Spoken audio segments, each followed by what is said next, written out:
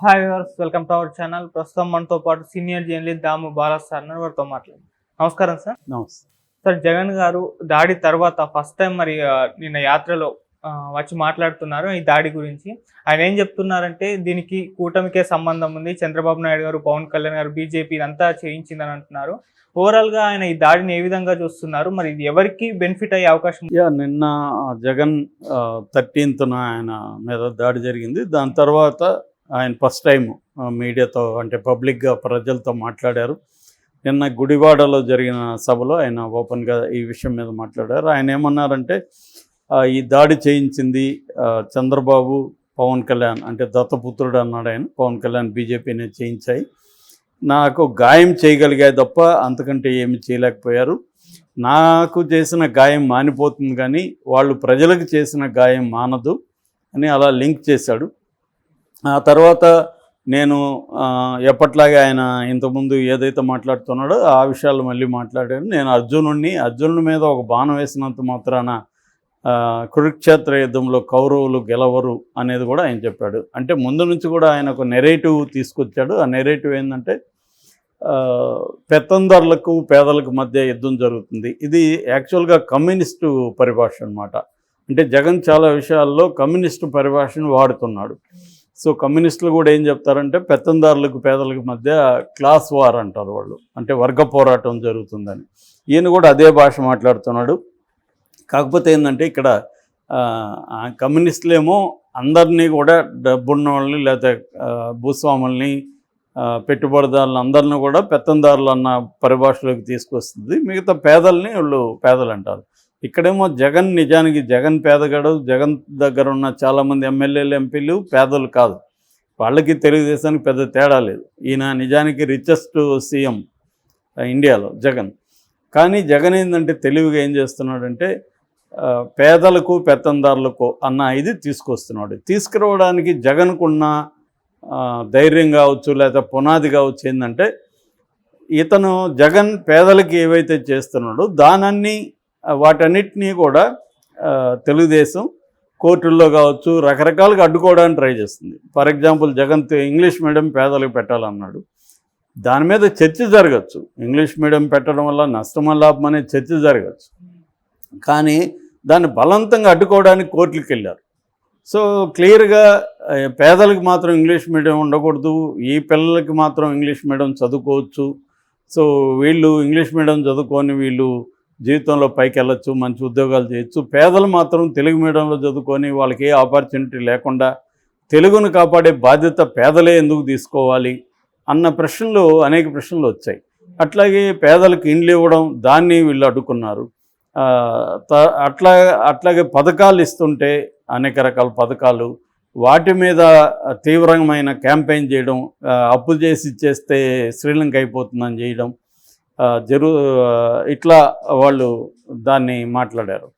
దీనంతా ఉపయోగించుకొని జగన్ ఏం చేశాడంటే ఇది పేదలకి నేను చేస్తుంటే వాళ్ళు అడ్డుకుంటున్నారు కాబట్టి వాళ్ళు పెత్తందారులు, వాళ్ళు డబ్బున్న వాళ్ళకే అన్ని పనులు చేస్తుంటారు కానీ పేదలకు వచ్చేసరికి వాళ్ళు అడ్డుపడుతున్నారు అన్న నెరేటివ్ని జగన్ జనంలోకి సక్సెస్ఫుల్గా తీసుకెళ్ళాడు. ఆ కాంటెక్స్ట్లో ఈ రాయి దాడి కూడా జగన్ ఏం చేశాడంటే వాళ్ళ అకౌంట్లో వేసేసాడు. నిజానికి ఇది ఎవరు చేయించారా లేకపోతే ఆకతాయి ఏమన్నా విసిరారా ఏంది ఇంతవరకు పోలీసులు అయితే తేల్చట్లేదు. పోలీసులు క్లియర్గా కూడా చెప్పట్లేదు. రాయి విసిరింది వాస్తవమే, అది రాయి అనేది తేల్చారు. ఆ రాయి ఎవరు విసిరారు, ఆ విసిరిన వాళ్ళు వెనక ఎవరన్నా ఉన్నారా, అది ప్లాన్డా లేకపోతే వాళ్ళే ఆలోచించి చేశారా అనేది ఇంకా ఏమి తేలకనే జగన్ ఏం చేశాడు. జగన్ అంటే వైసీపీ ఆల్రెడీ సాక్షిగానే వైసీపీ కానీ చంద్రబాబు చేసిన దాడిగానే అభివర్ణించింది. అంటే ఇది అందరూ చేసే పని. ప్రతి పొలిటికల్ పార్టీ కూడా ఒక విషయాన్ని తనకు అనుకూలంగా మర్చుకోవడానికి ట్రై చేస్తుంది.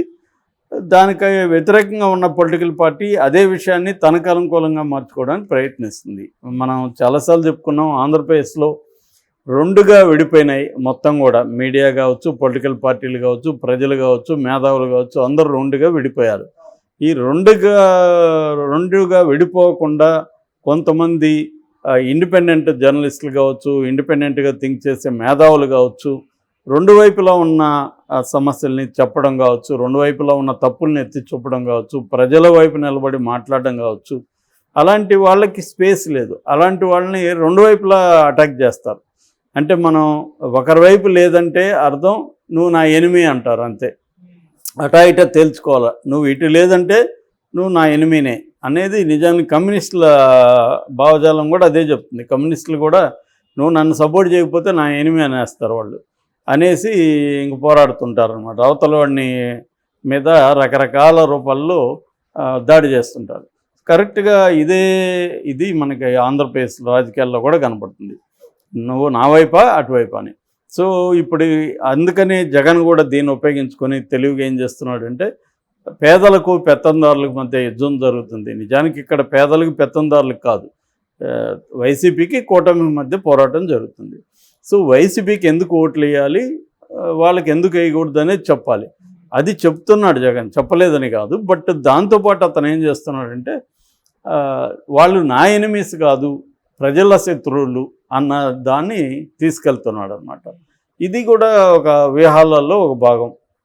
అంటే శత్రువు మనల్ని దెబ్బ కొడితే మనకు తగలకూడదు, ప్రజలకు తగలాలి. మనం దెబ్బ కొడితే ప్రజలకు తగలకూడదు, శత్రువుకు తగలాలని ఒక యుద్ధ నీతి ఉంటుందన్నమాట. దాన్ని జగన్ ఇక్కడ అమలు చేస్తున్నాడు. అంటే జగన్ మీద రాయేస్తే అది ప్రజల మీద రాయేసినట్టు, ప్రజలకి గాయమైనట్టుగా దాన్ని అభివర్ణిస్తున్నాడు జగన్. సో ఇది నిన్నంతా కూడా అదే మాట్లాడాడు. సో ఇలాంటి వాళ్ళకి ఓట్లు వేస్తే మళ్ళీ మనం పులి నోట్లో తలపెట్టినట్టే. కాబట్టి ఈ గాయాల నుంచి మనం బయటపడి మనం సక్సెస్ అవ్వాలంటే ఈ కురుక్షేత్రంలో కౌరవుల్ని ఓడించాలి. నేను అర్జునులాగా నిలబడి మీ తరపున పోరాటం చేస్తాను, మీరు నాకు అండగా కృష్ణుడిలాగా ఉండండి అన్న ఒక భారతం నెరేటివ్ని ఇక్కడ అప్లై చేస్తూ నిన్న కూడా మాట్లాడాడు. దాంతోపాటు తాను ఏమేమి చేశాడనేది ప్రతి సభలో జగన్ చెప్తుంటాడు. నిన్న కూడా ఆరోగ్యశ్రీ 25 లక్షలకు పెంచానని, తర్వాత కొన్ని 35 లక్షల ఎకరాలకు పర్మనెంట్ పట్టాలని జారీ చేశానని, తర్వాత ఇంకా వసతి దీవెన, విద్యా దీవెన, ఇట్లాంటి పథకాలన్నీ గురించి కూడా ఆయన చెప్పుకున్నాడు. అట్లాగే 2 లక్షల పైన ప్రభుత్వ జాబ్స్ ఇచ్చానని చెప్పుకున్నాడు, ఇంగ్లీష్ మీడియం పెట్టానని చెప్పుకున్నాడు. ఇలాగా 99% నేను ఇచ్చిన హామీలను నెరవేర్చాను.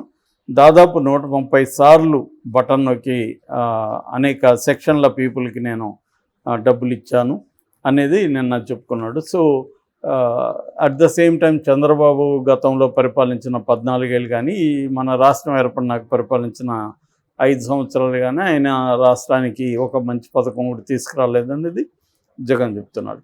అట్లాగే ఏంటంటే అభివృద్ధి అనే దాన్ని కూడా జగన్ ఏం చేస్తున్నాడంటే, వీళ్ళు చెప్తున్న అభివృద్ధి డెఫినేషన్ని జగన్ కొద్దిగా మార్చి, నేను మీకు రకరకాల పథకాలు, రకరకాల పద్ధతులు చేయడం వల్ల అది మీ జీవితాల అభివృద్ధికి పనికొస్తుంది, మీ అభివృద్ధికి నేను పనిచేస్తాను అన్న. ఇది కూడా కమ్యూనిస్టుల నెరేటివ్. యాక్చువల్గా కమ్యూనిస్టుల అభివృద్ధి మోడల్ని, ఇప్పుడున్న అభివృద్ధి మోడల్ని వాళ్ళు పెట్టుబడిదారీ అభివృద్ధి మోడల్ అంటారు. అంటే ఇప్పుడున్న అభివృద్ధి మోడల్ అంతా కూడా డబ్బులు ఉన్న వాళ్ళకి, పెట్టుబడిదారులకి, పెద్ద పెద్ద భూస్వాములకి మాత్రం ఉపయోగపడే అభివృద్ధి మోడల్. అంటే పెద్ద పెద్ద కంపెనీ పెడతారు, ఆ కంపెనీ సామాన్య ప్రజలకి పెద్దగా ఏం ఉపయోగపడదు. సో ఆ కంపెనీ వల్ల ఆ పెట్టుబడిదారు వర్గం లాభపడుతుంది. సో అందుకని మన దేశంలో తలసరి ఆదాయం అంటారు, పెర్ క్యాపిటల్ ఇన్కమ్. అంటే 4 ట్రిలియన్ల ఎకనామీ మంది, 5వ అతిపెద్ద ఎకనామీ. కానీ 135వ దేశం తలసరి ఆదాయంలో. అంటే మనకంటే 135 దేశాలు, 134 దేశాలు తలసరి ఆదాయంలో ఎక్కువ ఉన్నాయి. అంటే ఇది India is a rich country with poor people. అంటే పేదలున్న ధనిక దేశం అని చెప్పచ్చు. ఎందుకు పేదలు ఉన్నారంటే తలసరి ఆదాయం వెరీ తక్కువగా ఉంది, 2600 వరకే ఉంది తలసరి ఆదాయం డాలర్స్. ఇది 135 దేశాల్లో మంది అడుగున ఉందన్నమాట. సో అందువల్ల పేదలు ఎక్కువ ఉంటారు. సో ఆ నెరేటివ్ని కమ్యూనిస్టులు అలా తీసుకొస్తారు. మనది అభివృద్ధి రేపొద్దున థర్డ్ ప్లేస్కి వచ్చినా కూడా మన దేశం పేదల దేశమే. ఎందుకంటే పేదలకి ఈ డబ్బులు అందరికీ చేరట్లేదు. మొత్తం ఆదాయాన్ని పంచితే వచ్చేది $2600 సంవత్సరానికి. సో ఇది అత్యంత దారుణమైన విషయం అనేది చెప్తారు. దీన్ని జగన్ ఉపయోగించుకొని సో నేను మీకు చేస్తున్నది మిమ్మల్ని అభివృద్ధి చేయడానికి అని. నిజానికి ఆంధ్రప్రదేశ్లో కూడా తలసరి ఆదాయం తెలంగాణ కంటే మిగతా సౌత్ ఇండియా రాష్ట్రాల కంటే కూడా బాగా తక్కువ ఉంది. సో దాన్ని నేను పెంచడానికి ట్రై చేస్తున్నాననే నెరేటివ్ని జగన్ తీసుకెళ్తున్నాడు. నిన్న మొత్తంగా కూడా ఈ దాడిని తను అలా అనుకూలంగా మలుచుకునేట్టుగా చేస్తున్నాడు. బట్ దానికి కౌంటర్గా తెలుగుదేశం కూడా ఇది జగనే జయించాడని, వివేకానంద రెడ్డి ఆత్మ వేసిందని, ఇలాగా దాన్ని ఒక కామెడీగా మార్చడానికి, అది ఫార్స్గా మార్చడానికి వాళ్ళు శక్తివంతం లేకుండా ట్రై చేస్తున్నారు. అంటే జగన్కి ఎక్కడ సింపతి వస్తుందో అని వీళ్ళు దీన్ని ఉపయోగించుకొని మనం కొద్దిగా సింపతి పొందుదామని జగను ఇలా ట్రై చేస్తున్నారు. మరి ఫైనల్గా ఎవరికి ఇది వర్కౌట్ అవుతుంది అనేది మనం చూడాల్సిన అవసరం ఉంది. Okay sir, thank you so much sir.